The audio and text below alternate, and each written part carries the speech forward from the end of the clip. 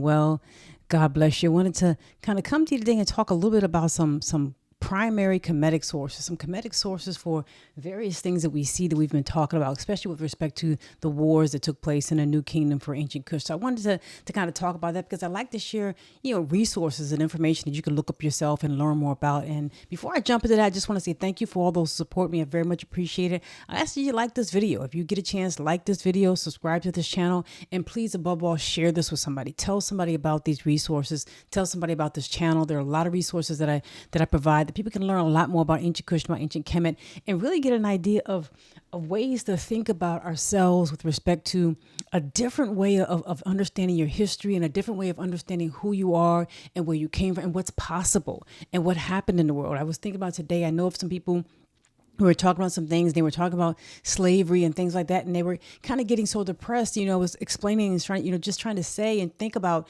your history, who you are is much more beyond than the past 400 or 500 years. You really have to open your mind up because human beings have been around the world for a long, long time. Many things have happened and many good things have come out of obviously the continent of Africa, and being able to think about that and having a different perspective helps you with your own self-esteem. It helps you understand and kind of sort through all of the craziness you get from the media and that kind of thing. So I ask that you share this with somebody, tell somebody about this channel, about my group, and about the membership, and please get this information, these resources out there. So I wanted to talk a little bit about that. And I very much appreciate it. I also want to mention that I do have several books on Amazon. So if you get a chance, you can support me that way as well. I very much appreciate it. Religion of the Black Land is my latest book, one of my latest books on Amazon. It's under Danita Smith. You can find that, and it talks about Kemetic documents. We're going to talk about some documents today. They're not in that book, but some documents that talk about what they said in their own words. A lot of times when people are telling you things, when Egyptologists or historians are telling you things, or your children are reading about things in school, the people got it from somewhere. And a lot of times, instead of just looking at the resources themselves, they summarize it. And we know many times they summarize it in very biased ways and not just look at what the people said, and what the people looked like, and what it meant to them, and what it means to you as you interpret the words that we're able to look at. So it's very important to look at the primary sources and to get an understanding, and not let somebody, summarize it for you yourself, to kind of read it for yourself as much as you can. And that's what this book does with some religious and moral and kind of didactic teachings from ancient Kemet and ancient Kush. I take that you'll take a look at it. I pray that you'll take a look at it and get into that. So let's talk about this a little bit. We've been talking about ancient Kush and ancient Kemet, and I want to kind of get into some more of the primary sources that let us know what happened in ancient Kush, because I think that it cannot be overstated the pushback and the impact of what ancient Kush did. Because when we think about, the 18th dynasty, and we think about the New Kingdom, a lot of time people talk about the remarkable people in this kingdom. And when you look at this, and just kind of giving you a peek of this, and I have this in the community tab if you want to take a look at it. I put this in the community tab for everybody to see. I'll be doing an additional one for members who are members only, but I put this in the first part of this in the membership tab, in the community tab, and members will get a different one, an additional one. But when you look at the 18th dynasty, there's so many people, there's so much that happened in each city. There's so many remarkable, amazing people and amazing things that took place. And this is just the first half of it. This is just the first part of the 18th dynasty. But we talk about it in a way as if, they just came in and they just took over Kush in this period of time, and boom, that's what it was. And we really don't give it credence and credit to the actual documentation that talks about how long it took them to take over Kush. So I want to show you that, and I want to kind of give you that perspective so that you would know. God bless you, King's Cam. Hope that you are. Hope so much. Thank you so much. Thank you so much. I appreciate that. So thank you. I am. Just want to say thanks to that. So I appreciate you joining as well. So and it's important for us to share. So I appreciate you sharing this and sharing your knowledge as well. Please, I share it and give us all the information you have. So when we look at this, it's important for us to look at it ourselves, because when you think about, you have the perspective of what it really took to overcome Kush, you understand that Kush was a powerhouse. You understand that some of the things that the Kemetic people and even Thutmose I and people like that, some of the things they said in their writings was hyperbole. There had to be hyperbole when you look at the evidence that's there on the ground. So I want to kind of jump into that as we talk about that.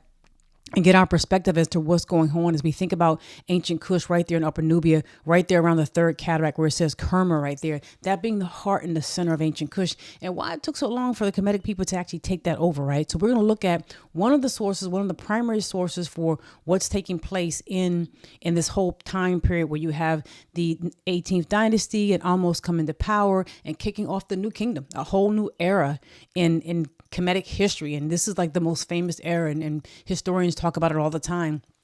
The era of empire was happening under Thutmose and Ahmose, right? But there are other people who were a part of their armies, who were part of their push. And we know, we talked about yesterday, the day before that Thutmose, who was the older brother, if you will, the older brother king during the 17th dynasty, his younger brother Ahmose kicked off the new kingdom in the 18th dynasty that we call. But that Thutmose had the Medjay and Nubian soldiers in his army. And more than likely, some of these battles that we saw were Nubians on both sides of the battle. So if you look at it, but they had people in their army, they had soldiers, right? And so one of the people is Ahmose, son of Abana.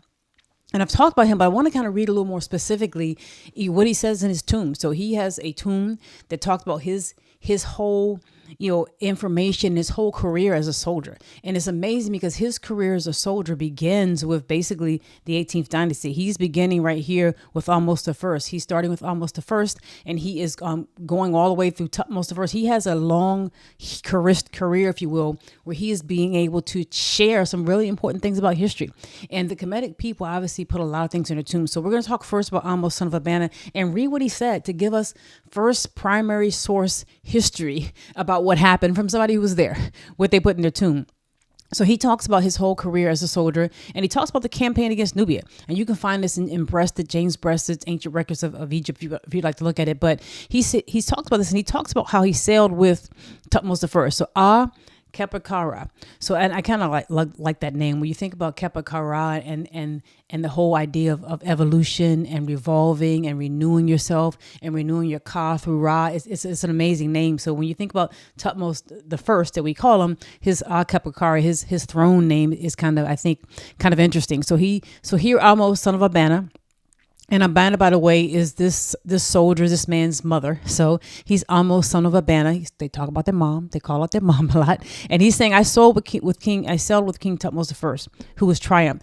And I went down to Kinta, so the southern areas. And this is at times used in various ways. But in this particular one, they're talking about going all the way down to the third cataract. We know that by several other documents that we'll talk about. He's talking about going down into Kush proper, down there by the third cataract. And I went to this land, if you will, in order to cast out the violence in the highlands, in order to suppress the raiding of the hill region. So here you have this soldier who's talking about going down into Nubia, into Kush, in this whole area here around the third cataract of the Nile. And he's talking about that he's there to suppress the violence and the uprising that's taking place in the highland, the raids that are taking place in the highland. And when you think about it, this is Thutmose I, right? This is going around, he's talking about this under Thutmose I, but the effort to begin to take over Kush started way before Thutmose I. It started under Ahmose. So you're talking around in the 1550s, the push for Ahmose, after he kicked out the Hyksos and the foreign rulers in the north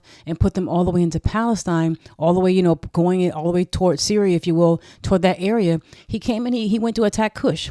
And each king says that they subdued Kush, that they put them under their feet and that they destroyed them, right? They say that, but then Amenhotep I had to come back. Other people had to come back to fight. And then you find again, years later, decades later, you find Thutmose I having to come back with Ahmose, with this gentleman here. He's coming back again to fight the people in Kush in order to kind of suppress the violence in the highlands and to suppress the raiding of the region. And he talks about how he showed bravery in the presence of the king, and how at the bend there's a sharp bend that happens in the river around that area, and how he showed bravery at that time where it was a difficult time to navigate. And he was appointed chief of the settlers. And he talks about being in a situation where there are other things that happen. And as he's moving forth, he's talking about, His Majesty was furious. He was furious. The Thutmose I was furious at this whole idea that the people who were in ancient Kush were rebelling, that he was mad at, that, here he is, he's the king of the world, right? He is king of the nine bows. He is in charge of everything. The world is at his feet. And you have these people in Kush again, again coming back, and they're fighting again. And so he's mad and he's furious like a panther. And it talks about, that he casted, when he went down there to fight, and the Thutmose I was among the fighters, right? He went down there to lead his army, and that he cast his lance and his weapon directly at the chief or the ruler of Kush, one of the leaders of Kush, and he was able to strike him. And he talks about how the person was powerless before his flaming Uraeus, the Uraeus that are there, and that there was an incident he was destroyed, and that the people were brought off as living prisoners. So when we stop and think about this for a second, here's Thutmose I. Decades later, years later, this soldier is talking about them having to go back into Kush after Ahmose I had already tried decades ago and supposedly subdued them. They had to go back, and the king himself has to come, and they're fighting, and they have to fight the rulers. They have to fight, people very heavily, and they talk about bringing off living captives, and that, they sail down river. So when you sail down river in ancient Kemet, when you're sailing down river, you're sailing north, right? Yeah, because the river is flowing from the south to the north. So when they say down river, think that they're going toward the north. When they say up river, when people say up river, you're going towards the source of the river. So in this case, you'd be going south. So when you went up river, you could go up river. The wind was at your back. You could put up sails, and you could travel very far like that in this area. When you were going down river, the river was flowing that way north, and you could just basically put your sails down and go with the river, if you will, kind of go with the flow. So they talk a lot about downriver and upriver, just so you know, downriver is going north, upriver is going south, right? So he's talking about having to travel downriver, that His Majesty traveled downriver with all the countries in his grasp, and the wretched Nubia, right? They say all these things with Nubia, and that he hanged the person who was in charge of it, that he had the head of the person in charge, from the prow of his boat, that he was able to basically take the ruler of ancient Kush and to chop his head off, basically, and put his head on the boat and carry it downriver back toward Waset. And here is Thutmose I, right? And as I mentioned, this is after a series of trials to try to subdue Kush, and it wasn't happening. And it really wasn't until Thutmose I that you started to see more permanent settlements of ancient Kemet around that third cataract of Now. Prior to that, they may be in the second cataract, and they're there for periods of time. They have to come and leave, and it's kind of spotty, and they're trying to control trade. But at this point in time, when the new kingdom comes, they try to establish a permanent settlement. They try to really subdue Kush, because Kush was a powerhouse and Kush was a threat. And I know a lot of people were talking about the connection between the Hyksos and the Kush, and I'd love you to put some of your comments down below, because you may know a lot more than I do. You may have a perspective, because a lot of people are wondering, what is the relationship between the Hyksos and the Kushite people? How were they related? What was the connection there? And I know there's some comments down there. So why did they subdue Kush when Kush was... Well, that's a good question, King's Camp. So thank you for asking that question. So why would they go and try to subdue them when they had such a close relationship? So when we think about it, one of the things that we talked about with respect to just the whole story behind this is that Ahmose, who was the older brother of Ahmose, apparently there is a stela, a stone document in Karnak under Ahmose, who was basically helping to kick off the 18th dynasty, even though he's the older brother. He's in the 17th dynasty, and he's controlling the southern part of ancient Kemet. Apparently, he intercepts a message coming from the Hyksos, who were in the north, who were foreign rulers, that were trying to send a message to the Kushites, who were right up on the border of ancient Kemet, right there in the lower part of Nubia, where the first cataract is, and that the Hyksos were basically, according to this document, this stone document, they were basically trying to develop an alliance with Kush. They already knew each other. So the document is very interesting, because the ruler of the Hyksos at that time was basically reaching out to the Kushite person and saying, I heard that your father passed away, and you didn't tell me, you didn't let me know, why didn't you tell me about the death of a great king? I wanted to reach out to you to see if we could somehow work together, because you are at the south of the people who are in Waset, and I'm at the north. Maybe we can come and basically put pressure on them from both sides. Now, there's no documentation that know of that Kush accepted that or was about to do that, but Ahmose believed that was the case, apparently from his documentation. So you find not only did his younger brother Ahmose begin to kick out the Hyksos, once he kicked the Hyksos all the way out of Kemet, pushing them into Palestine towards Syria, or just before you get to Syria, he then turned his sights on Kush, because Kush was right there on was right there on their southern border. Kush was a powerhouse. The whole gold trade that goes up and down the Nile, a lot of that's coming from the eastern desert, as well as obviously in areas that Kush control, as well as a lot of the resources that they need for their temples and for worship, like panther skins and ivory and ostrich feathers and eggs and things of that nature, and myrrh and ebony. All that's coming from Central Africa, and Kush is in control of that trade. So it was believed that Ahmose and Kamose thought that Kush was a threat, that they might have been trying to, partner with the Hyksos. And once they kicked the Hyksos out, they turned their attention to Kush and to the trade, and they pushed farther south than they had ever been before. So Kush was right there around the third cataract, and not very many people even got that far. Even later on in history, when the Romans try to come under Queen Amaniaranus, and they're not able to get but so far. A lot of people don't get that far in terms of fighting them. Other things take them down from people closer to them, or other factors, if you will. So to answer your question, the Kemetic people at that time saw them as a threat, apparently, and thought they might have been pairing up with the Hyksos, and turned their attention to them after they kicked out the Hyksos. And to keep in mind, as we talked about, Kamose, in his efforts to kick out the Hyksos, had Nubian soldiers in his army. So you have a whole lot of different people with a whole lot of different establishments and political entities and trade that's going on, and groups that they formed. And you're talking about a period of hundreds and even thousands of years where, allegiances are going to come and go. They're going to grow and fall. So you would find that you're going to see, even if you have brothers who fight each other. You have cousins, you have people in the same family of the same heritage will fight when dynamics and things kind of point toward that. So I hope that in a way answers your question or addresses it. Why were they trying to develop? So yes, Kemet had to check them. So I guess you could look at they maybe they had to check them. So that's probably the way they looked at it, and that's probably how they said it, right? The brothers probably said we got to check them. It literally, if you read the stela that Kamose talks about, he literally says kind of what you just said. He says, what is my power for?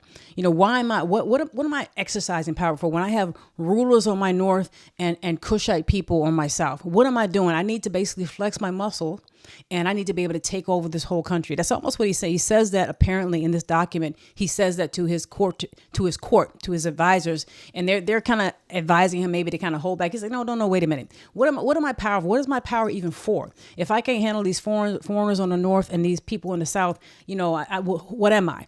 And so he begins to fight and to kick them out of part of Kemet, and then his brother does the rest of the job. So you find that, to your point, so that's a great question. So to your point, you find that the Kemetic people are fighting again. So Ahmose does it. Amenhotep I is trying to set up a foothold, and then Thutmose I comes again, and he has to fight. In this particular document that this Ahmose, son of Abana, in his tomb in Nekton, you can find him talking about what took place, how he fought with him, what he did with Thutmose I, Kepakara, and that's a primary source. He tells us about it. He tells us how he basically hung the head of the ruler of the area, Kush, if you will, from the head of his from the head of his boat, if you will. But the interesting part about it is that it doesn't stop there. The Kemetic people, they just don't stop there, and the Kushite people don't stop. So as they're working through this and they're moving forward, they're not stopping just at one place. They're moving forward, and they continue to fight. So as you begin to look forward, another primary source that you can look at is this particular Tombos Stela. So this stela was developed and set up in an island that's right around the third cataract, right above the third cataract, right a little bit north of the third cataract, and right above the third cataract. And here's where Thutmose I proclaims that, he's in charge. And at this time, this is the farthest we have ever seen at this point in time, Kemetic stone documents set up. Prior to this, they were at the second cataract, maybe a little bit south of the second cataract under the 12th dynasty in the Middle Kingdom. You found some things around the first cataract, obviously, and what you see lower Nubia. So you find at times Kemetic people controlling part of that, but not the whole time. At time periods they were, and in the 12th dynasty in the Middle Kingdom, you see them right around the second cataract, a little bit lower. But they were not at Kerma, they were not at Napata, they were not at Merowe, they were in none of those areas, and these areas were still thriving. They were urban centers. We know they were urban centers. You can go all the way back 3,500 BC, 3000 BC, and see this is an urban center of trade. So the Kemetic people were trying to control the trade in the 12th dynasty, but by the time the 18th dynasty came along, there was some need to fight because they had been invaded by some from foreigners in the north, or they had taken over, and they saw some need to fight. So you find under Thutmose the first, you find right there just above where you see Kerma is with the third cataract, just above that, you find this stela, this stone document. And he begins to say, he engraves there right on the rocks in the island of Tombos. So you can kind of see a little description. He engraves right on the rock, right above the third cataract. He's talking about, what he did and how he defeated people there. And it says a couple things. It's an important stela because he talks about his campaign to some extent in the borders of ancient Kemet, how it goes all the way out to Euphrates, and refers to Euphrates as that river that kind of goes upstream when you're going downstream. Like it kind of inverts. It's an inverted river that goes in a different way when you sail it. He talks about the Euphrates and he describes it, even though obviously he's not calling it the Euphrates. And he talks about subduing the Nubian people and basically killing them and destroying them. And that these were the things that he did. And it becomes a significant document to let us know that the Kemetic people were there, that Thutmose I was kind of the first to really establish that border of ancient Kemet that low, that was that far down. That he was kind of the first to establish that. And in doing that, he begins to set up quite a bit of things. He begins to set up, a town, one of the first permanent, if you will, towns that we call a Menenu, that the Kemetic people would do when they took over an area. They set up a town, and they set up a ceremonial town, and they put up their deities, and they put up their own types of culture and types of things that they put up that represented Kemet. And in Kush, they put up that, but they also kind of meshed things and kind of blended in with some of the local and some of the indigenous people, some of the people who were already there. Some of their traditions were not completely wiped out. So that's an interesting thing with respect to Kush, and it maybe speaks to your point that you were making, King's Camp, that there was a relationship there, right? That they didn't in Kush destroy all of their deities. They didn't wipe out things like they may have done in other places, even though they were somewhat free when it comes to religious freedom. But they seemed to allow ceremonial buildings to exist in Kush in a way that they did not in other places. And they seemed to adapt places in Kush and things in Kush that were not quite on the same scale that they did with other people. But we know that Thutmose I does this, right? And it's interesting as we kind of look at this, we see, this is just another quick look at what time frame we're looking at, because as we look at Ahmose starting this campaign against Kush and his son having to do it and his grandson having to do it, we even end up going to Thutmose II because the problem doesn't stop there. Kush doesn't stop with Thutmose I. You have to even go all the way down to Thutmose II. And as we look at Thutmose II, you find Thutmose II you're now talking about like the great grandson of Ahmose who's starting this, and we get to go to Thutmose II. And Thutmose II, as we mentioned, is another king in the 18th dynasty, and he is coming, after Ahmose and Amenhotep, and after his dad Thutmose I. Here's Thutmose II coming right into play, and he's right back in the mix of it. And you find again these people in Kush are fighting. They're not going away. When we talk about ancient Kush, whenever I've heard it, and you can tell me what you've heard, most of the time that I've heard this, like on TV or documentary, they just talk about the 18th dynasty coming in and they just destroyed Kush. They just act like they just came in and they just destroyed them. And that's it. It's kind of like a one word or a couple lines, and they try to say something nice about the 25th dynasty, quote unquote, the people who came years later who were a dynasty in and of themselves, and that's it. But that's not the story that the records tell. The records tell a very different story when it comes to the records tell a story of one that is much more contentious than that the Kushite people are fighting back a whole lot more. So the other document I want to share with you, in addition to the Tombos Stela, in addition to Amenhotep, Ahmose, son of Abana, is this Aswan inscription. This inscription in Aswan near the first cataract of the Nile, and it narrates another rebellion by Kush under Thutmose II.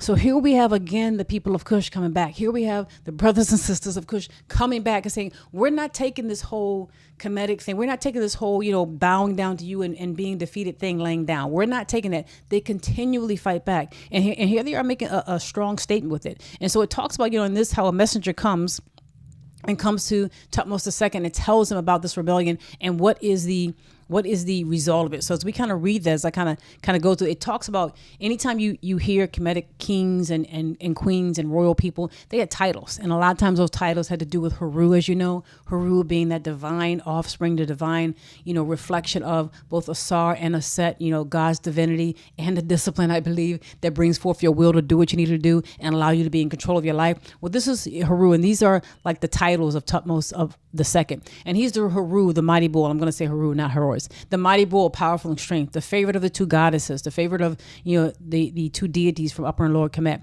divine in kingship, the golden Heru, powerful in being, the king of Upper and Lower Kemet, the Neset Beti, Akaparana, Ra, and the son of Ra, Thutmose II. So in Thutmose, and you guys can tell me, because you could tell me what your thoughts are about the name Mose. And then a lot of times people obviously think that the word Mose and Moses comes from the Kemetic name Mose, and that whole derivation of that word, and that from a Kemetic standpoint, it means born of.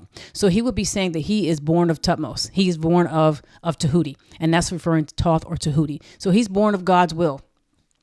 Born of God's will, born of God's will, and born of the deity that was the scribe of the gods, the deity that represents God's divine plan. He is saying he's born of that. So you can tell me what your thoughts are, because maybe you know and have something to contribute when it comes to the name of Moses and the name of Mose. Because when you see Thutmose and Ahmose and Thutmose the first, second, and third, you begin to see this name come up quite a bit. So that's what you would like for us to believe. Yeah, Kush had a continuous empire. You're right. God bless you 100%. Kush had a continuous empire, right? So so as we start looking at that, we'll keep going on. So one of the things he talked about here. So we're giving his titles of Thutmose II. He's talking about that he is, beautiful diagrams. He is of his father Ra. So they talked about being of the bodily son of Ra, being of Ra's body. That whole idea of being born from God, being born directly from the deity, the highest deity, is an important thing. And that's what they're talking about here. So he's talking about being born of Ra. And then he's talking about, as he moves forward, how he smites his enemies, how he's control of the whole world and the whole area that Heru and Set are have as a part of their control. Upper and Lower Kemet are under his charge. And the 9 bows. A lot of times they refer to the areas that they control as the 9 bows. You think about, 3 being a perfect number, and 3 times 3 is 9, kind of thinking about the 9 bows. And he talks about, he has the Asiatics under his feet. This is Thutmose II. And remember, we already said that his dad had already pushed things out to the Euphrates River, out there beyond the Euphrates near Syria, in the upper part of Syria. They had already done that. So Thutmose I is, in the second here, is really feeling like I'm sitting on top of the world. I got the folks all the way up into Syria, what is today modern day Syria. I have the people down here. Everybody that I know about that's important to me is basically sending me tribute. And this is very interesting. Because it says, the Asiatics come to bring tribute. The Nubians are bearing baskets to him. The southern boundary is as far as, horns of the earth. And he's talking about both Asians and Nubians and various different types of people are bringing tribute to him. So it's interesting. So we asked ourselves the question, why did they fight Kush? We have to know that there were distinctions, and they made distinctions between other people who were Nubian and Kushite, because this whole area is a vast area. We look at what we call Lower Nubia, what we call Upper Nubia. This is a vast area. It's not made up of just 1 or 2 people. It's not made up of just 1 or 2 groups of people. It's a vast area that has many different groups of people, political entities, familial groups, organizations that develop, trade, connections that develop, routes that could develop. Sometimes when we use the word Nehesi, because a lot of times we say Nubia, they're talking Nehesi, they may use it generally, but they also make distinctions. They make distinctions because it's not just about skin color. Like we make it about skin color today. And a lot of Europeans, a lot of Western people have made, since slavery and things like that, they made it skin color, right? They did brown paper bag tests, all kinds of crazy things that were done in Rwanda by the Belgian people, all kinds of crazy. They made it about skin color, but they're not making this about skin color. They're talking about different political entities that are organized and to do various things, different things that people do, and they make distinctions. Because you can see right here in this document, he's talking about how the Nubians brought tribute to him, but they're about to go fight the Kushites. The Nehesi, the Nehesi can be a general term, but he's talking about, there were people here already in this area who were bringing tribute to the Kemetic king, to Thutmose II and Thutmose I. But these people down here who are different, who are Kushites, are fighting us again. That right there within the same, couple lines, if you will, tells you that they're making distinctions between Nubian people, that they're not all one people. And I think it's kind of stereotypical and racist for us to look back at them as if we're just talking about, one people and to lump them all in a group. That just takes away their distinction, takes away what they contributed and what these different people, what they meant to themselves and what they meant to their lives. So he's talking about not just one group of people. He's talking about these people down here. These Kushites are fighting back and they're getting on my nerves, right? They kind of won't go away, right? So they keep doing this. So thank you. So God bless you, Chris Smith. I very much appreciate it. Thank you so much. I very much appreciate it. Thank you. I appreciate that. And so that's important because you make a good point. Spending time to study, spending time to listen to others and not just to kind of give money or give to the system that doesn't give you a lot back. It's like, eating candy versus getting something that's a little better for your soul. So I try to do that as well, as try to do as much as I can to feed myself and not just to do things that are not, edifying. So I very much appreciate that. So there's a distinction, right? Because there are different types of people. There are different people who are Nubians. If you go back in King's Cam, you're making a good point there. There was a distinction between Nubians. If you go and you read the autobiography of Winnie, you will find that when he talks about going on a fight and fighting people who were Asiatic and bringing together people in upper and lower Kemet and various people, he says we also bring Urjet Nubians, Urjet Nehesi, Wawet Nehesi, Setju Nehesi, Yam Nehesi. He specifically talks about various different types of Nubian people that we would call Nubian. He gives specific names of different people who all lived in this area that we call Nubia. So yes, there are different people, and it's not just Kush in Upper Nubia. When you read the 12th dynasty, when you read some of their information, when you first see the word Kush mentioned in a Kushite in a Kemetic document, you see it during the Middle Kingdom, and they talk about beginning to fight them and be at one of their forts and beginning to have basically an argument and trying to settle things and to develop some defenses against them. They list a long list of people, and Kush is just at the first of them. So we're not sure if that means that Kush was at the head of a coalition, or if Kush was just, the main one, like the name for the whole area. But when you see a lot of times, and I want to get even more specific because I'd like to share with you the names of as many people and places in Kush, in Nubia, Lower Nubia, Upper Nubia as I can, so that we can remember their names, so that we can remember what they sounded like, so we can remember just calling them and thinking about them. But when they list a coalition, it's essentially a coalition that was forming against the Kemetic people and against their push, and they're trying to inhibit the trade there. It's not just Kush. Kush is just the first name mentioned.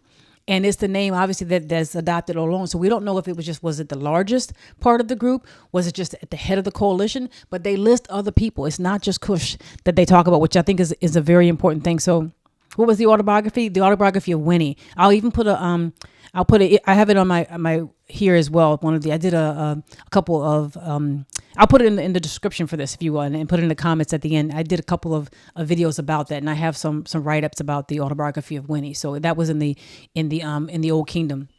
Under the 6th Dynasty is a very fascinating autobiography where he talks about it. So the autobiography of Winnie. So hopefully that answers your question. People even spell it, you can spell it W-E-N-I or U-N-I. People spell it differently, but the autobiography of Winnie. And it's in the Old Kingdom. So right here, so they know it. They're talking about different people, and it becomes very, very significant. So any other questions on that? So I can address that. The autobiography, and you can I'll put that in case anybody's interested. I'll put it in the of Winnie. There you go. Several groups in there I need to study. Okay, I'll put it. Yeah, I have some of that that I put there, and I also have a library that I put together that's on my website. Thank you so much. God bless you. I have a library that's on my website, and it's offered to people who are members. It's $4.99 a month. It allows me to kind of help continue to do this, but it's a library of resources with a lot of these things that I'm talking about. Just the documentation of it and explaining some of it, showing resources for it, as well as online courses. So I have 2 courses up now, and I will be doing more. And they're offered to members. And I thank you for those who are supporting me to help me continue to do this. But I have a lot of that in the library. So I'm developing just a whole library of courses and resources that you can download. And I thank those people who are helping me to continue to do this. And it's like I said, just $4.99 a month. So hopefully that helps you there. Thank you so much. King Scam. So back to the so there are different people, but the Nubian people are still bringing tribute to Thutmose II, right? And this is going to even happen on Thutmose III. But here you have these people from Kush, this dreaded Kush that's coming up, and they're fighting. So you find someone coming, and this is an inscription that's in Aswan, as I mentioned. Some came to inform His Majesty that the wretched Kush. You got when you look at this in the context of this, right? You have to understand and ask yourself, why do they keep calling them wretched? Because I've had a lot of people ask me that, in just various things that I've done, why do they call, why do they say, why wretched Kush, right? Why do they say that? Why is it that they're asking that question, and why do they call it that? Because a lot of people I think will feel some kind of way about that, right? When they say, when they hear Kemetic people refer to Kushite people as wretched, right?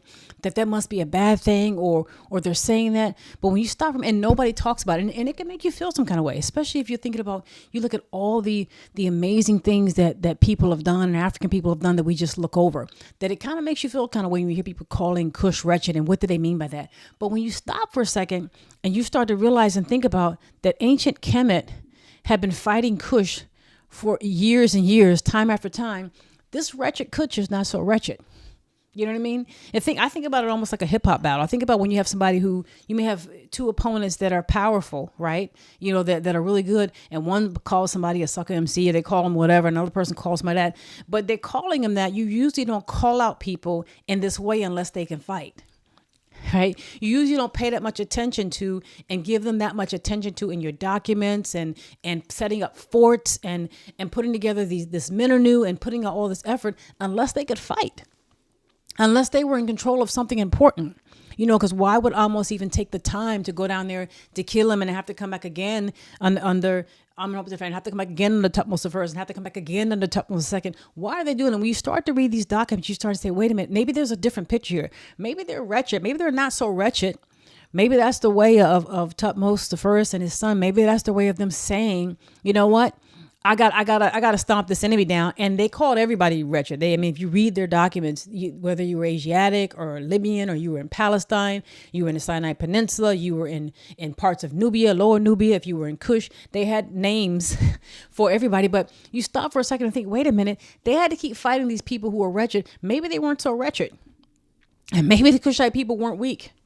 Maybe the Kushite people weren't pushovers, right? Because we don't really have that side of the story. Maybe they weren't so weak. Maybe they have to keep coming back and saying this to pump themselves up because these people keep fighting, right? So when you look at this, so here you have, this is under Thutmose II. He's saying, the wretched Kush, a messenger has come to the king, and they're saying Kush has begun to rebel. So this is again, Kush has begun to rebel. Those who were under the dominion of the Lord of Two Lands, if they pose hostility, they're beginning to spite him. They're beginning to rise up against the Lord of the Two Lands, and they're beginning to basically make some of our people who are down there and people who are in that area have to bring their cattle in and to bring their belongings behind our fortress, because apparently they must have been rebelling. Now keep in mind, if we just read Thutmose I talking about how he crushed them under his feet. Now he was putting down this rebellion just before this, but he must not have crushed them so much.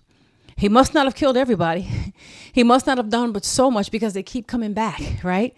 They keep coming back. So Thutmose II says, and so his messenger says, your father built this fortress. And some of our people are having to hide behind this fortress. Your father built this fortress under Thutmose I. Kapera, Ra Keper, Kara. He built that he's living forever. He built this fortress, but these people are coming, and these barbarians, these Nubians who are in this very far south country, those who are in the north are being challenged as well. They're coming, and among them, their children are here, and their great ones are here. All these people are coming, and they're fighting against the Lord of the Two Lands, and so this report is coming to Thutmose II, and he becomes enraged.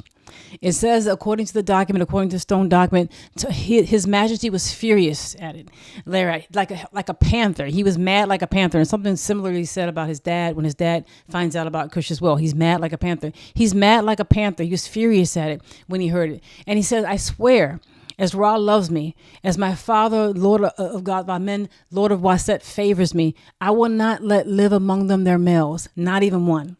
I'm not going to let anybody live amongst them. So here's Thutmose II, embarrassed, offended that the fortress that his dad set up and the town, really, the Menenu that his dad set up, that the people are there fighting again.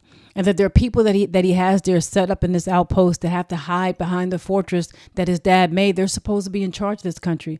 But here's the Kush, the wretched Kush, coming back again and fighting his people. So they must have also had soldiers. You know, when you subdue an area, you're not just leaving the area. You're going to have your people there and you're going to have your soldiers. So this would mean that they're kicking the butt of Kemetic soldiers. That's what that would mean. So that would, because, you know, you're going to, as places important as Kemet and the fortresses are there, that means they had people policing those fortresses and soldiers there. That means they were kicking the butt. They were doing something to fight against the Kemetic people, because the Kemetic people, according to this document, had to pull in their resources like their cattle behind the fortress for protection. So the Kushite people are fighting this wretched Kush. They're fighting back. So Thutmose II is like, you know, I'm ticked off. You know, I'm not going to leave anybody alive, not one male. And so he's dispatched a numerous army down to Nubia, which is one of the ways to maybe spell this, to the land of Nubia. And on his first occasion of his campaign, in order to overthrow those who were rebellious against him, His Majesty or the hostile, the Lord of the two lands. So he was those people who were rebelling against him or being hostile. He's going to throw his big army there. Then his army of the Majesty arrived at the wretched Kush. The army of his Majesty overthrew these barbarians, that he let none among their males live. None of them were alive. And they all, you know, commanded, except for one of the children of one of the great ones, one of the rulers of Kush, was allowed to come back as a prisoner before his Majesty, before Thutmose II, as a part of this campaign.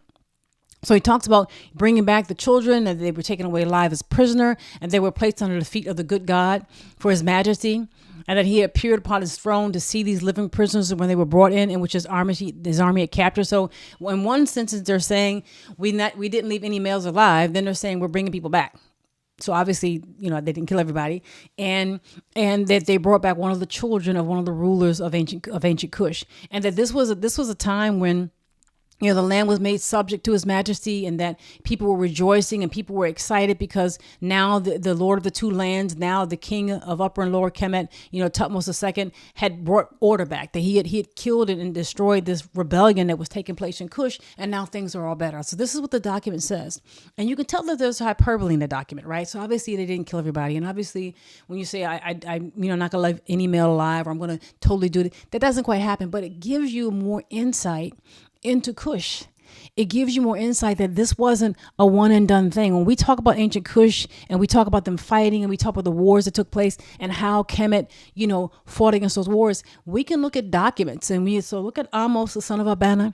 Look at his document, which I have some copies of it. That look at the Tombos Stela, so see what happened in Thutmose I. See what Ahmose says in his stela and his documents. Look at what Thutmose I says in his. Look at, like I mentioned, the Ahmose, son of Abana, and look at this Aswan Stela, and there's a couple other, at least one other soldier that is there amongst Ahmose and this whole area and this whole beginning part of the new kingdom, that also talks about the campaigns and talks about having to go back several times. So there are a lot of resources that show us that Kush was more than just a wretched Kush. It was actually a fighter and somebody we should remember and respect. So I just wanted to share that. I thank you for joining me. Please join me again tomorrow. I'll try to come back with something additional for you. I thank you so much. God bless you, and thank you for joining me.